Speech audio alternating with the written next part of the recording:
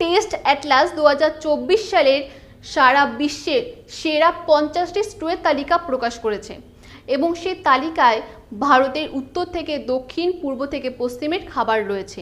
এছাড়াও দেশের প্রত্যেকটি রাজ্যের বৈচিত্র্য ফুটে উঠেছে সেই তালিকায়। ভারতের মোট 9টি খাবার জায়গা করে নিয়েছে সেই তালিকায়। তো চলুন দেখে নিই কোন ভারতীয় খাবার সে তালিকায় কত নম্বর স্থানে রয়েছে।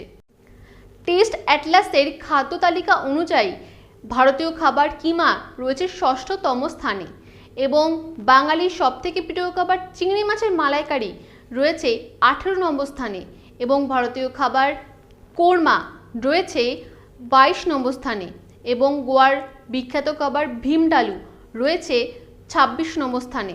অন্যদিকে ডাল তড়কা অধিকার করে নিয়েছে 30 নম্বর স্থান এবং শাক পনির অধিকার করে নিয়েছে 32 নম্বর স্থান।